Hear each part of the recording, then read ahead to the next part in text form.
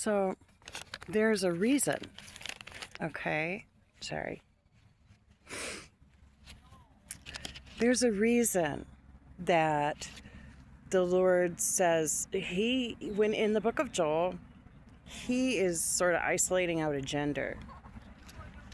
There's a reason. A lot of times when the Lord says man in the Bible, he's talking about humans, right? But sometimes he's not. There's a reason for that, okay? I'm serious. I don't usually like to pick on people. I think that everybody's equal, and I think that men are wonderful. I had sons, okay? But there's a reason that he says, draw the hearts of the fathers to the children. In our in life, in society, a lot of us have, in churches, there's been a lot of sort of turning the gospel into narcissism for men. The leadership that men have is protection. Okay, I mean, there's a whole, I don't know what their job is, but I know this. There's a reason that he says draw the hearts. He does not say draw the hearts of the mothers to the children. He doesn't say that. Okay? You don't see him say that anywhere in the entire Bible. I don't think so. I really don't think. I've never read that.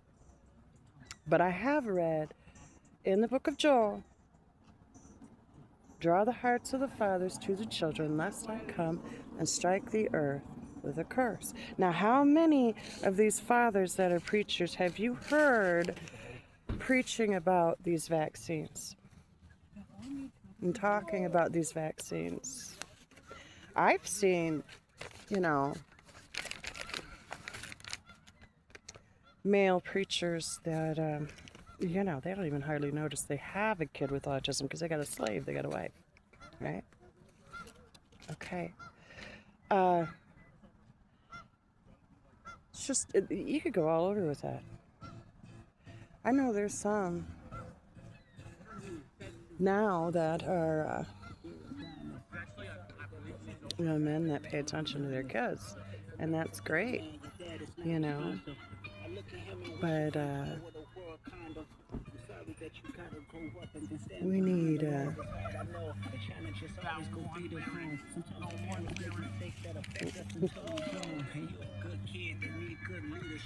let me be your mentor. Since your daddy don't teach you shit, never let a man piss on your leg, son. Either you die right there or pop that man in the head, son. Never fall in the kids going by. I don't know if you can hear that. What's really funny about that? It's like a song about getting leadership from someone other than your own good father. Okay. These kids are going by with that, right? So, there's a reason. There's a reason that he's calling the fathers. And there's a reason it's a father in the story. I mean, that's the event. That's what happened. But God makes sentences out of people's names. Okay? He tells stories. God can design events that are just profoundly mind-blowing. I mean,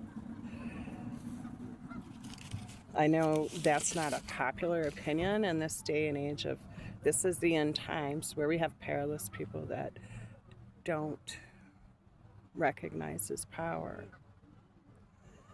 But it's also a last call. We're very near there. Okay. So people need to get serious. Get sober, get serious. Okay.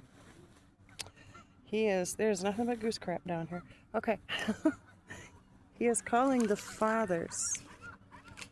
Perhaps it's also because it is a biowar. And what is a father's job?